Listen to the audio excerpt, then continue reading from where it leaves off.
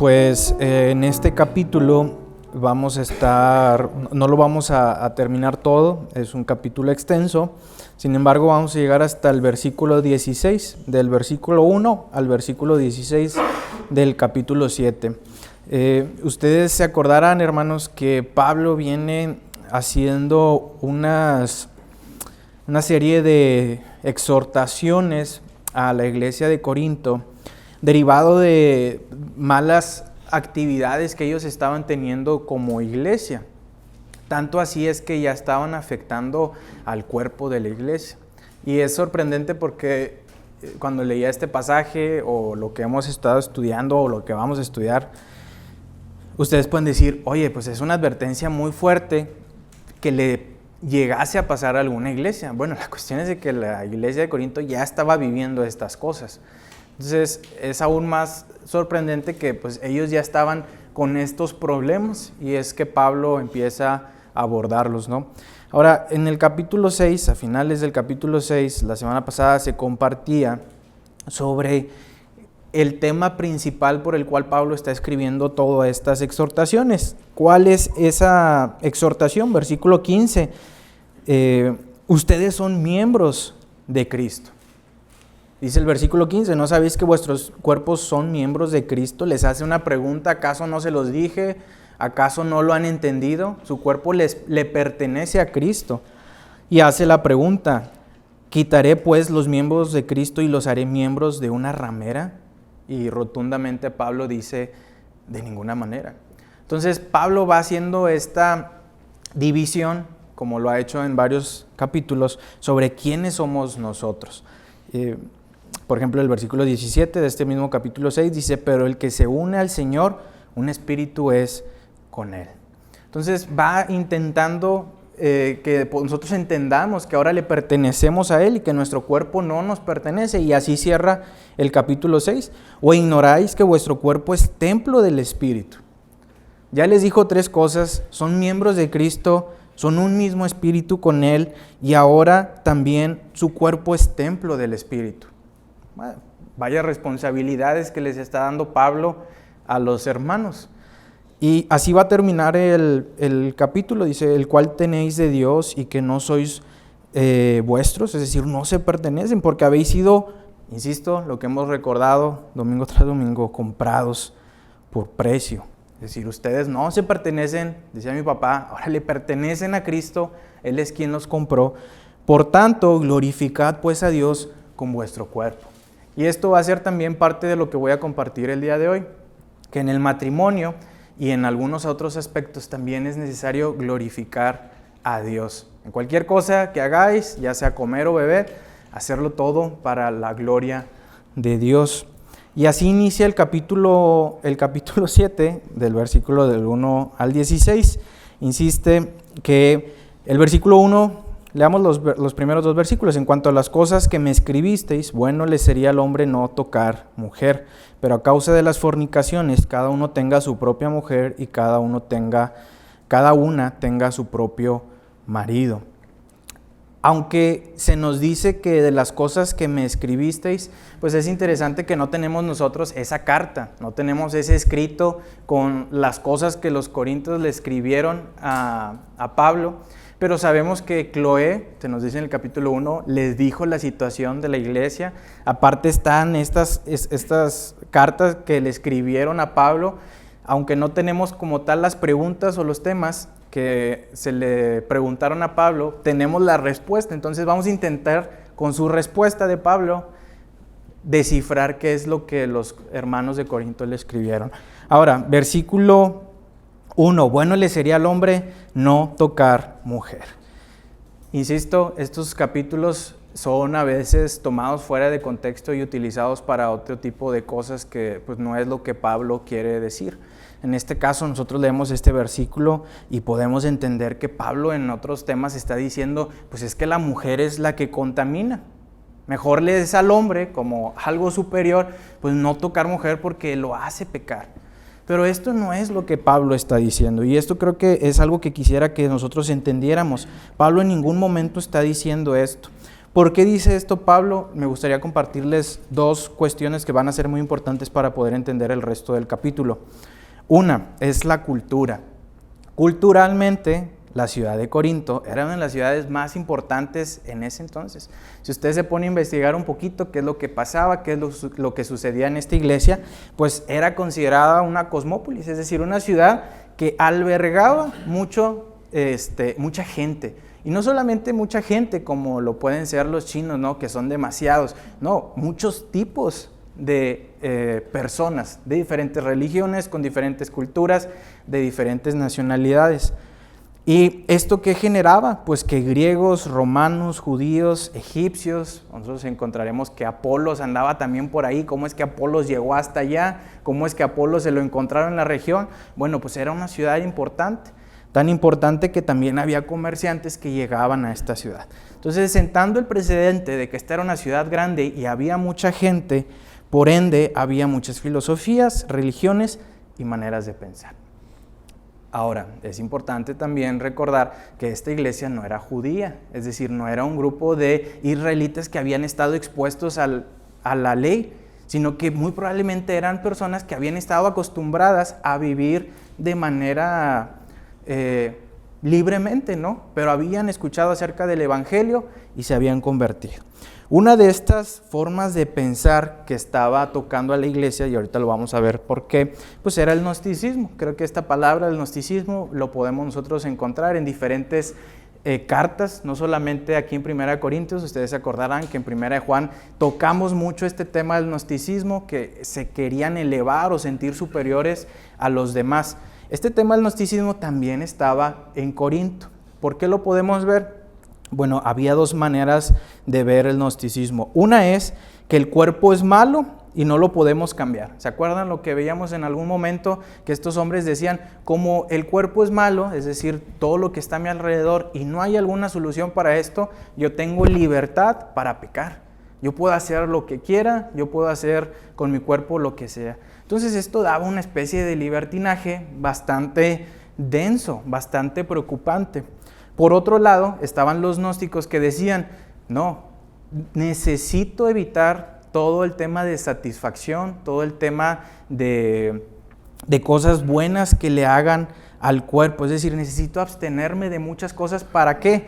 Para yo poder tener un nivel superior espiritual a los demás.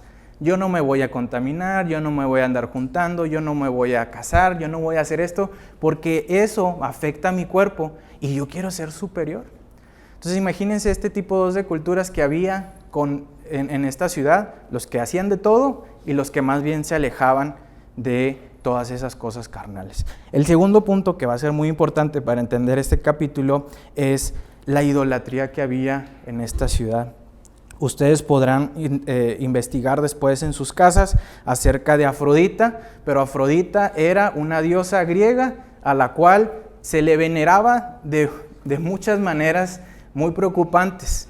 En este caso, tal vez preocupantes para nosotros, ¿verdad? Porque no eran tan comunes en este sentido. Primeramente era la diosa del amor, de la fertilidad, y esto generaba que hubiera muchos sacrificios de este tipo para ella. Es decir, había orgías, había el tema de la sexualidad, pues estaba muy abierta en ese sentido, no había pudor. Entonces, imagínense que a esta diosa se le ofrecían sacrificios, por así decirlo, haciendo este tipo de cosas pues realmente desagradables y que realmente a Dios no le agrada. ¿Qué nos lleva a pensar esto acerca de la ciudad de Corinto, que era tan conocida como nosotros, como los regios que dicen ustedes son bien codos, o que aquí está el motor de todo el país, o los del sur, del centro, que dicen que son chilangos, y así cada uno se va dando su adjetivo según la región del país? Bueno, a los de Corinto se les conocía que ellos corintizaban las cosas, es decir, ellos eran bien dados a este tema de la sexualidad, porque ahí había un templo muy grande para esta diosa. Entonces, así como a nosotros nos conocen por la carne asada, a esta ciudad, tristemente, los conocían por un templo que tenía esta adoración a esta diosa. Entonces, imagínense qué impactante y qué contexto era para la iglesia de Corinto nacer, estar rodeada, estar respirando con gnósticos que pensaban de esta manera y de muchas otras, y también con una idolatría muy fuerte hacia esta mujer. Por eso, hermanos, este capítulo tiene preguntas como, ¿debo de casarme o no? ¿Es necesario casarme porque tal vez casarme me va a alejar de mi espiritualidad? Porque Pablo más adelante dice, el casado pues no tiene muchas cosas, mucho tiempo libre, se preocupa por las cosas del mundo y por su familia, dice Pablo. Sin embargo, el soltero se preocupa por las cosas de Dios. Entonces, Pablo, tal vez sí, no es buena idea que me case.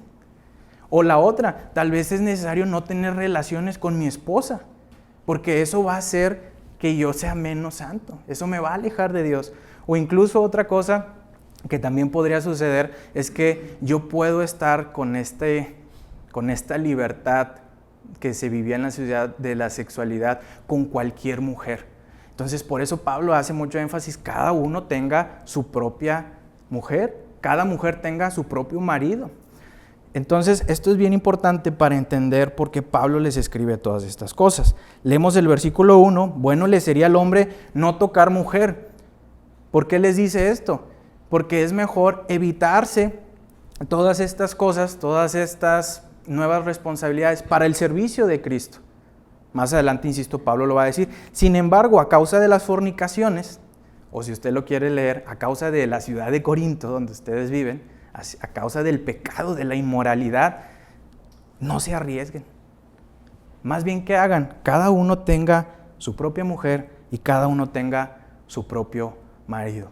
Esa es la razón por la cual Pablo escribe estos primeros 2 versículos. Ahora, dice este versículo 3, el marido cumpla con la mujer el deber conyugal, asimismo la mujer con el marido.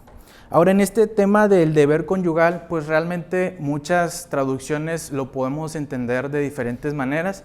Básicamente lo que se refiere es en el tema sexual que existe entre un esposo y una esposa. Conformado, obviamente, y aunque Pablo no se dedica a escribir todo un capítulo sobre esto, conformado un matrimonio, Pablo da por sentado que es un hombre y una mujer.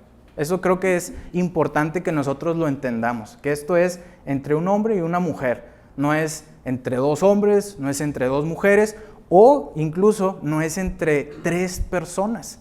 Porque esto también era dado en esta situación de la iglesia de Corinto, la ciudad en donde estaban, en donde pues había también matrimonios fuera del cristianismo que estaban abiertos a poder experimentar.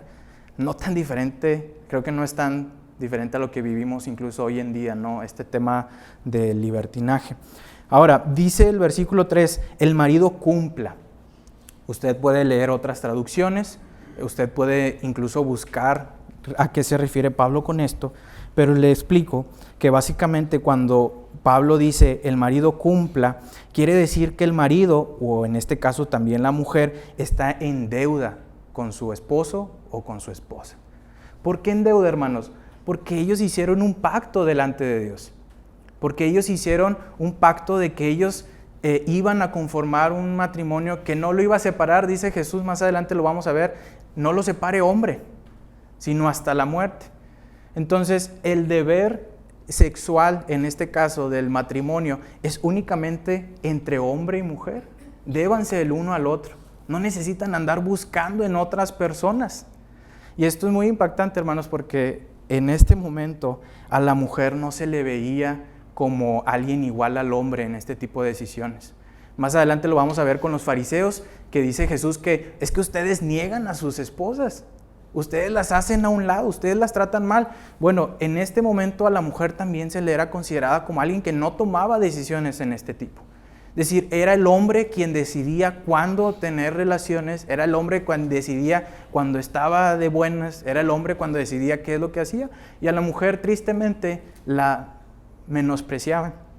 Entonces dice este versículo, el marido cumpla, el marido tenga esa deuda con su esposa. Imagínense, esto es a lo mejor muy romántico, muy bonito, no se deben el uno al otro. Y no solamente hombre a mujer, sino también mujer a hombre. Ambos se deben en ese sentido. Ahora, para que no se malinterprete, creo que Pablo también explica algo que lo podemos ver en otras traducciones o si leemos un poquito más acerca de este tema de cumplir. Ok, Pablo, ya me dijiste que estoy en un mundo o en una ciudad que peca, en una ciudad que está llena de fornicación. ¿Qué tengo que hacer para no pecar? Dice Pablo, cásese. Bueno, entonces me voy a casar solamente para tener el deber conyugal. Pues claro que no. Esta palabra cumplir, hermanos, también habla acerca de benevolencia. ¿Qué es la benevolencia en este sentido? Que todas las cosas que rodean al matrimonio, es decir, el amor, el cariño, el respeto, cosas que Pablo más adelante va a decir con los dones acerca del amor, este capítulo tan hermoso acerca del amor, de que todo lo puede, todo lo soporta, todo lo sufre. Dice, todas esas cosas que rodean al amor, toda esa benevolencia que se pueden ustedes ofrecer mutuamente, va a culminar ¿en qué? En el deber conyugal. Es decir, no sean como los animalitos que nada más se buscan para placer y después se quitan de responsabilidades. Entonces esto también es bien impactante, que no solamente habla de esto, sino que de un amor y un cariño muy completo en el matrimonio. Y ahora versículo 4 dice, la mujer no tiene potestad sobre su propio cuerpo, sino el marido, ni tampoco tiene el marido potestad sobre su propio cuerpo, sino la mujer. Insisto, esta traducción, la Reina Valera, pareciera que le está poniendo como en superioridad al hombre, ¿no? Es que la mujer ni siquiera puede tener potestad sobre su cuerpo. Y también lo hace Pablo con el hombre, el marido tampoco tiene potestad sobre su cuerpo. Pero lo que hace referencia es una idea de cesión de derechos. Es decir, cada uno al haber aceptado a su esposo, a su cónyuge en matrimonio, ahora le está cediendo esos derechos de su cuerpo, así como ella le cede los derechos de ella a su marido. ¿Por qué, hermanos? Porque esto era dado a poder fornicar o a poder buscar este placer en otras personas, fuera del matrimonio. Y Pablo les dice, esto no es posible. Esto únicamente se puede en el matrimonio con ustedes dos. ¿Por qué? Porque se deben. Porque ustedes no tienen potestad de su cuerpo como para andar diciendo, voy a buscar el placer en otra persona o en otro lugar. Ustedes solamente se deben como matrimonio. ¿Esto cómo lo podemos ver? Si me acompañan o les leo el versículo 4 de Hebreos 13, que habla un poquito acerca de esto y de las consecuencias que también puede haber para aquellos que fornican o que buscan el placer fuera del matrimonio. Dice el versículo 4, honroso sea en todos el matrimonio. Es decir, es algo que le agrada a Dios el matrimonio, es algo que Él constituyó. Y el hecho sin mancilla, es decir, este deber conyugal es bueno que suceda, dice el autor de Hebreos, en el matrimonio. Más la segunda parte del capítulo, del versículo 4, pero los fornicarios y los adúlteros, es decir, todos aquellos que buscan esto fuera del matrimonio, Dios los juzgará. Entonces es muy importante cómo podemos aplicar esto a nuestras vidas. Pues realmente yo que aún no estoy casado, y para aquellos que también que no están casados, salud, que también saben acerca de todo esto que va a suceder en algún momento, si el Señor lo permite en nuestras vidas, es saber cuáles son las bases del matrimonio que Dios establece, ¿no? Vivimos en una sociedad que tristemente esto lo ve como un paso más, lo ve como un contrato, lo ve como algo que se puede deshacer o algo con el que se puede compartir con otras personas, y la realidad es que no. Dios formó algo tan bonito como el matrimonio, que dice que honroso lo es esto del matrimonio, pero no con la fornicación ni con el adulterio, porque eso Dios lo juzga. Entonces es importante que nosotros tengamos esto presente, porque se los digo, pues realmente podemos entender y ver de muchas maneras. Yo lo he visto a lo mejor con algunas personas en el trabajo o con algunas personas que me entero que realmente ya no existe tampoco este respeto hacia la mujer. También en ocasiones tampoco existe el respeto hacia el hombre. Ya no estos derechos que dice Pablo que se ceden y este deber, pues realmente el mundo hoy en día ya no lo toma así y ya anda buscando con quién sí, con quién no, y pareciera que el matrimonio es simplemente un estatus o algo que se cumplió. Sin embargo, este no es el propósito de Dios. Dice el versículo 5 y versículo 6 de 1 Corintios, no os neguéis el uno al otro, a no ser por algún tiempo de mutuo consentimiento, para ocuparos sosegadamente en la oración, y volved a juntaros en uno, para que no os tiente Satanás a causa de vuestra incontinencia. Mas esto digo por vía de concesión, no por mandamiento. Ahora, Pablo asume que en el matrimonio, y pues creo que es algo sabido, que tal vez va a haber un tiempo de discusión, va a haber algún tiempo de prueba, va a haber algún tiempo bueno, eso es lo que pensé que me habían dicho, tal vez no, ¿verdad? Estoy equivocado. Todo es miel sobre hojuelas, acá nos podrán decir, ¿verdad? Pero bueno, el punto es que Pablo dice que va a suceder esto, hermanos. En el matrimonio va a suceder un momento en donde ya no van a querer estar juntos. Y creo que eso es normal. Y dice Pablo, ¿cómo lo pueden resolver?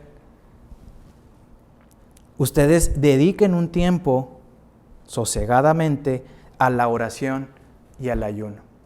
Ahora, esto creo que lo podemos entender de más, que si en algún momento estos desacuerdos o estas maneras de no pensar igual no se arreglan, puede haber un momento de crisis en donde Satanás venga y los tiente. ¿Para qué? Para buscar ese placer que solamente, acabamos de ver, está destinado para el matrimonio, vaya y lo busque en otra persona. Entonces, dice Pablo, es importante que ustedes se restauren. Es importante que no estén peleados todo el tiempo, porque el Satanás puede venir a tentarlos. ¿Cómo lo pueden hacer? ¿O por qué Pablo mete la oración y el ayuno en esto? Porque, pues, más adelante lo vamos a ver con el tema del amor, que el amor es ese motor que hace funcionar muchas de nuestras relaciones. En este caso, el matrimonio. Entonces, puede existir alguna razón en la que se pause. Sin embargo, es importante que no se pause definidamente porque puede haber una tentación de parte del diablo. Entonces, el peligro podría ser buscar satisfacción en otro lugar, en otra persona. Insisto, no olvidemos a quién está dirigido esto. Había templos, había personas, había prostíbulos, no me imagino qué cantidad de cosas había, que si estaban peleados como matrimonio, pues la solución fácil era poder ir a buscar eso en otro lugar.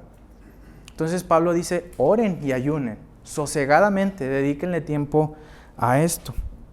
Ahora, versículo 7 nos dice, resuélvanlo con la oración. Quisiera más bien, versículo 7, que todos los hombres fuesen como yo. Aquí el buen Pablo otra vez poniéndose de ejemplo, dice, pero cada uno tiene su propio don de Dios, uno a la verdad de un modo y otro de otro. Ahora, ¿qué onda con Pablo? ¿No? ¿Estuvo casado? ¿No estuvo casado? ¿Ustedes qué creen? ¿Era un soltero como yo que estaba dando consejos sobre el matrimonio o qué pasó? Algunas personas dicen que fue viudo. ¿Por qué podemos entender que fue viudo? Pues ¿dónde quedó su esposa? Bueno, entre tantos detalles que se nos da a leer algunos versículos, está la situación de que él fue parte de este grupo de hombres que autorizó que apedrearan a Esteban. ¿Se acuerdan cuando lo vemos en Hechos? Creo que lo vimos en algún momento cuando veíamos la conversión de Pablo. Pablo estaba en el concilio y para estar en el concilio, uno de los requisitos que era súper necesario es estar casado. Ahora, Pablo, un hombre que era ordenado al pie y al derecho de lo que decía la ley, podemos pensar que también respetó este tema. Ahora, también sabemos que Pablo, al ser criado como rabino, al ser un rabino, también era necesario estar casado. Entonces, por este tipo de cosas, como dice mi tío Robert, se cree que Pablo estuvo casado, que en algún momento tuvo un matrimonio. Ahora, ¿qué pasó? Pues no lo sabemos. En ningún lado se nos explica. Hay unos versículos que dicen que por amor a Cristo lo perdí todo. Hay algunas personas que creen que o lo negaron, es decir, a la hora que Él se convirtió, que dejó su vida atrás, pues dijeron, ¿cómo este hombre que era un prominente, ahora dejó toda su vida atrás? Pues también lo dejó la esposa, o bien que murió la esposa, que enviudó en algún momento. El punto central de todo esto, hermanos, es que en este momento, cuando Pablo está escribiendo estas cosas, está soltero. No tiene mujer, no tiene esa compañera, como nos lo está diciendo a través de estos versículos. Entonces Pablo dice, mejor le sería que todos fuesen como yo, ¿no? Y a eso se hace referencia a estar soltero, ¿no? O sea, a no tener algún compromiso. ¿Por qué dice esto? No lo dice, hermanos, y quiero hacer énfasis que el estar casado sea negativo. No, bueno, eso no es lo que intenta decir, no es lo que intenta decir Pablo. Lo que intenta decir Pablo, se los decía hace un momento, que para el servicio del Señor es mejor estar soltero. ¿Cómo sabemos esto? Deslicemos un poquito, vayamos a unos versículos más abajo, el versículo 32 y 33, que los vamos a ver la otra semana. Dice, quisiera pues que estuvieseis sin congoja. Válgame, ¿cuál es esta congoja? El soltero tiene cuidado de las cosas del Señor, de cómo agradar al Señor, pero el casado tiene cuidado de las cosas del mundo y de cómo agradar a su mujer. Es decir, ustedes tienen otras preocupaciones que yo no tengo. Y para el hombre y para el servicio de Dios le sería mejor estar soltero. Sin embargo, insisto, esto no está ni haciendo menos al matrimonio, ni está haciendo que la soltería sea algo mejor. Acordémonos que les acabo de decir ahorita que el gnosticismo estaba muy ligado a esta iglesia, que obviamente iba a atacar esta línea de pensamientos de que pues mejor no me caso, o mejor me quedo soltero. Entonces Pablo dice esto en los versículos, que para el servicio del Señor sería mejor estar soltero. Sin embargo, cada uno tiene su don. Es decir, cada uno tiene un regalo de parte de Dios. Insisto, no lo voy a hacer tan romántico, pero básicamente dice, estar soltero es un regalo de Dios. Estar casado es un regalo de Dios. Cada una de esas cosas Dios las envía. Pero ojo, si no tienen el don de continencia, lo acaba de decir al principio, porque hay fornicación, quizás ustedes quieren tener este tema del celibato, de dedicar su vida al servicio del Señor, pero si ustedes no tienen este don, mejor le es casarse que estarse quemando. Mejor le es casarse que estar sufriendo por querer tener esta experiencia que solamente el matrimonio puede dar. Y esto también es bien importante. No anden fornicando, pecando sin haber estado antes, o sea, es decir, no estén fornicando, no se estén quemando, no se estén arriesgando a estar con todos estos pecados que no se pueden hacer sin estar casados. Es decir, el tema de, en este caso, la sexualidad, pues únicamente está destinado para el matrimonio. No está hecho para que se haga fuera de él. Ahora, nos dice en el versículo 8 y 9, digo pues a los solteros y a las viudas, que bueno les fuera quedarse como yo, pero si no tienen este don de continencia, cánsense, pues mejor es casarse que estarse quemado. Pero a los que están unidos en matrimonio, mando, no yo, sino el Señor, y aquí empezamos con un tema acerca del divorcio y un tema muy importante sobre el matrimonio. Esto no es algo que yo digo, dice Pablo, sino que es algo que el Señor ordenó, que la mujer no se separe del marido y que si se separa, quédese sin casar o reconcíliese con su marido y que el marido no abandone a su mujer. Y aquí empieza un tema pues bastante interesante acerca de lo que, no Pablo como opinión, sino lo que el propio Señor estableció para el matrimonio. Aquí dice, al igual que hace rato, que si hay alguna separación o hay alguna pausa, busquen al Señor en oración o en ayuno y reconcíliense. Pablo siempre va a buscar el tema de la reconciliación. ¿Cuándo sí aplica este tema del divorcio? Quisiera que me acompañaran a Mateo capítulo 19, donde el Señor, como dice Pablo, hace referencia a este mandato. Mateo 19, los primeros versículos, vamos a leer hasta el 9.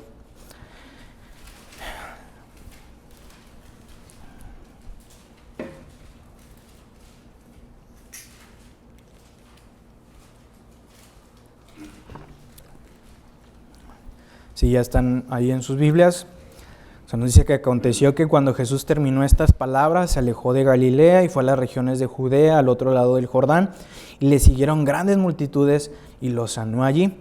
Entonces vinieron a él, que remarcar este tipo de personas, fariseos, tentándole y diciéndole: ¿es lícito al hombre repudiar a su mujer por cualquier causa? Él respondió, les dijo: ¿no habéis leído que el que los hizo al principio, varón y hembra, los hizo? Y dijo: por esto el hombre dejará padre y madre y se unirá a su mujer, y los dos serán una sola carne. Así que no son ya más dos, sino una sola carne. Por tanto, lo que Dios juntó, no lo separe el hombre. Le dijeron: ¿por qué pues mandó Moisés dar carta de divorcio y repudiarla?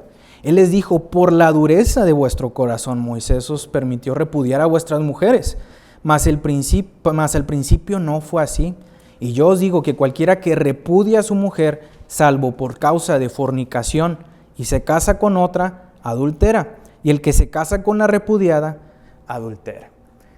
La verdad es que no hace falta ni explicar estos versículos que el Señor Jesús dice acerca del matrimonio y de cuándo sí aplicar el tema del divorcio, pero lo que sí es muy interesante, hermanos, que como acabamos de leer en los primeros versículos del capítulo 7 de 1 Corintios, donde el amor cuida del matrimonio, donde el amor se protege entre sí, donde el amor es bueno, donde algo tan bonito está funcionando, pues la realidad es que también está la otra cara. También está la situación donde el matrimonio no está haciendo algo que agrade a Dios y que lo glorifique. ¿Cómo se explica esto? Pues hay personas con un corazón tan duro que únicamente en lugar de traer amor, como nos dice Pablo en 1 Corintios, traen dolor. ¿En qué sentido? Aquí se nos dice que los fariseos repudiaban a sus mujeres. Y esto es muy triste, la verdad, porque lo que está tratando de decir, y el contexto es que los fariseos se querían deshacer de ese compromiso porque pensaban que su mujer los menguaba. Es decir, es que, híjoles, en algún momento yo llegué a la casa y me iba a ir otra vez a la sinagoga, me iba a ir al templo, pero no estaba porque andaba ya con la vecina y no pude ni comer y ya estuve de mal humor y todo esto ya no funcionó. Esto es un ejemplo o es una analogía para básicamente entender que lo que ellos decían no me sirve y la repudio. Y dice Jesús, esto no es así. Si ustedes tienen algún problema, si ustedes tienen alguna situación complicada, reconcíliense, arréglenlo de alguna manera.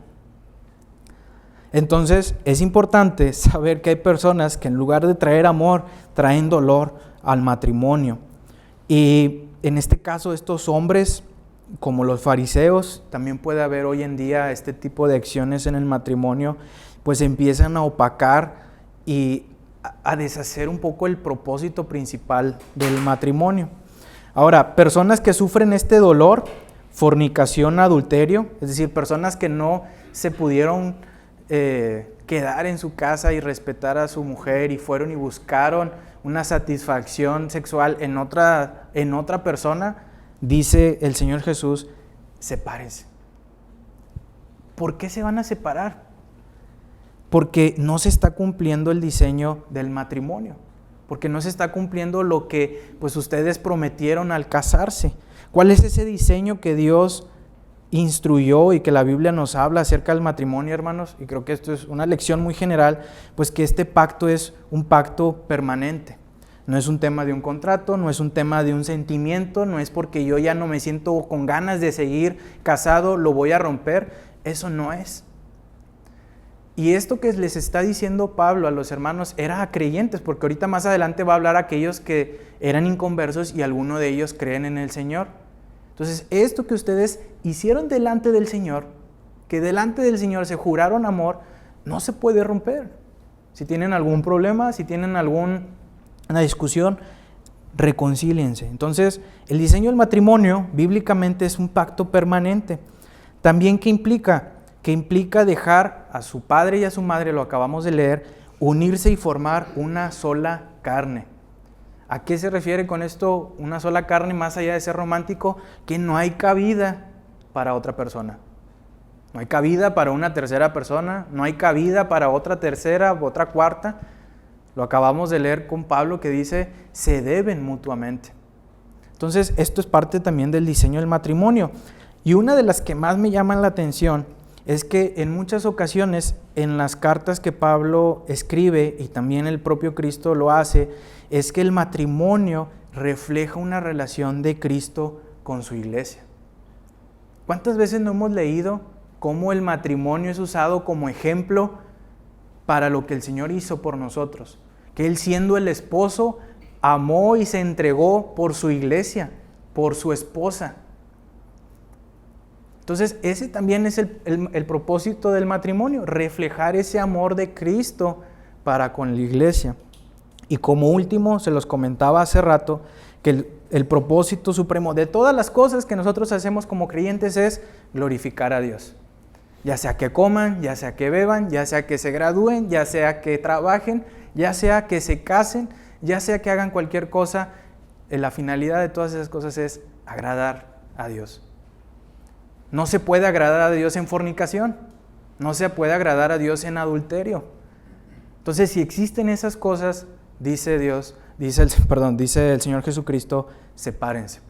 Entonces, el tema del divorcio puede ser a causa de dos cosas: la muerte, más adelante también lo podremos ver, es decir, si alguien murió, pues también queda libre, porque hasta que la muerte lo separe. Y ahora sí, el tema de la fornicación. Si no hay ese tipo de cosas, dice el Señor Jesucristo, restáurense, arreglen las cosas, porque ustedes hicieron un compromiso con el Señor. Entonces, ahora me pueden decir, no, cheque, es que eso se lo dijo a los judíos, porque estás aplicando este mandato que le dieron Jesús a un grupo judío, ¿cómo puede aplicar a nosotros gentiles? Pues el propio Pablo toma esa promesa, toma esa institución que hizo el Señor Jesucristo y le dice a una iglesia que es gentil, a una iglesia que no es judía, a una iglesia que está rodeada de pecado, sigan ese mismo mandato. Entonces, hermanos, esto aplica también para nosotros, que lo que Dios una no lo separe hombre, sino que hasta la muerte. Vamos a regresar a 1 Corintios, capítulo 7, para terminar en nuestros últimos versículos.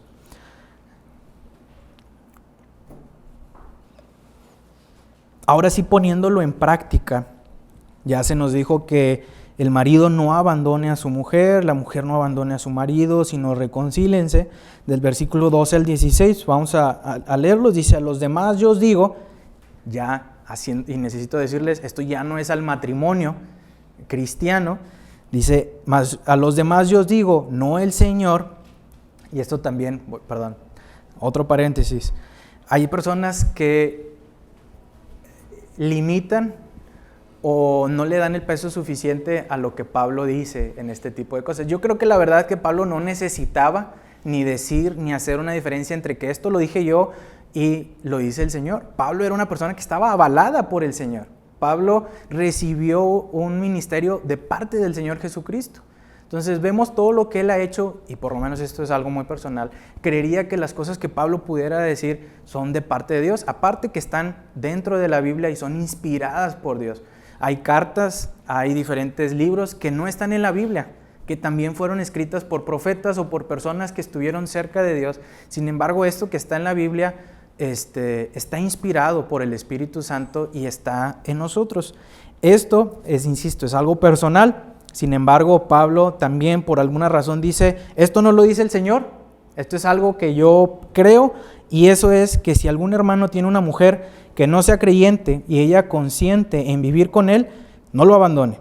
Y si una mujer tiene marido que no sea creyente y él consiente en vivir con ella, no lo abandone, porque el marido incrédulo es santificado por la mujer y la mujer incrédula en el marido. Pues de otra manera, vuestros hijos serían inmundos, mientras que ahora son santos. Pero si el incrédulo se separa, sepárese, pues no está el hermano o la hermana sujeta a servidumbre en semejante caso, sino que a paz nos llamó Dios. Porque, ¿qué sabes tú, oh mujer, si quizás harás salvo a tu marido? ¿O qué sabes tú, oh marido, si quizás harás salva a tu mujer? Estos versículos también se pueden sacar de contexto y se pueden malinterpretar pensando que si alguna persona, algún cónyuge en el matrimonio es salvo, por lo tanto su familia, su esposo, sus hijos también lo son. Esto no es correcto, hermanos. La salvación no se puede pasar. No es algo que se compró, no es algo que se hereda, es una decisión que cada uno de nosotros debe de tomar en algún momento. Pero lo que Pablo sí dice es que a título personal, dice Pablo, es de mucho ánimo que una persona que está en el matrimonio, en este caso un cónyuge, pueda testificar a ese matrimonio incrédulo, a ese esposo, a esos hijos. Porque imagínese usted, ¿qué va a hacer más efecto? ¿El folleto o la predicación de un tercero a la predicación, constancia y perseverancia de aquel con el que te casaste?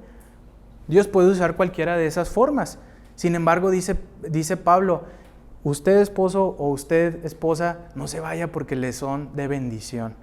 Ahora, ¿por qué dice ahora que son ustedes santos? Pues porque el Señor Jesucristo ya mora en esa familia a través de alguno que se convirtió. Es decir, ustedes ya tienen esa bendición de parte de Dios de que Dios puede estar obrando a través de la vida de aquel que creyó. Insisto, no es que la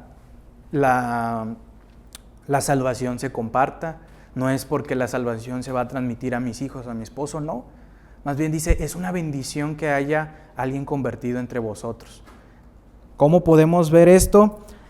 Y en este caso dice Pablo, a título personal, no se separe. Como último, podemos ir a 1 de Pedro, capítulo 3, donde habla también un poquito acerca de esto, del testimonio. 1 de Pedro, capítulo 3, versículo 1 y 2. Dice, asimismo, vosotras mujeres, estad sujetas a vuestros maridos, para que también los que no creen a la palabra sean ganados sin palabra por la conducta de sus esposas, considerando vuestra conducta casta y respetuosa. Yo leo esto y creo que puede aplicar para muchas cosas, hermanos, más allá del matrimonio, porque son lecciones prácticas para la iglesia. Pero lo que Pedro está diciendo es que vale más una conducta casta que las muchas palabras que pueda compartírsele a alguien. Es decir, ahora haciendo match o enlazándolo con lo que decía Pablo, la conducta que pueda tener el cónyuge, esposo o esposa, es mucho más poderosa para poder traerlos a los pies de Cristo. Y esto puede aplicar a nosotros, esto también puede aplicar en nuestro día a día, en cómo esta conducta es más poderosa para el inconverso. Pues así llegamos al final de estos 16 versículos de la primera carta, del capítulo 7 de la primera carta a los Corintios.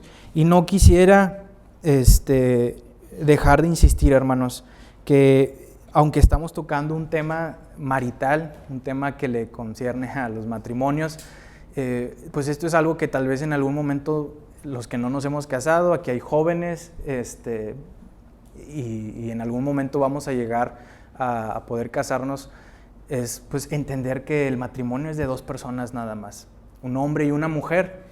No se debe de estar compartiendo con otras personas. Y para los matrimonios, pues lo que el Señor mismo quiso compartir, ¿no? Y también lo que Pablo hace referencia en muchos versículos.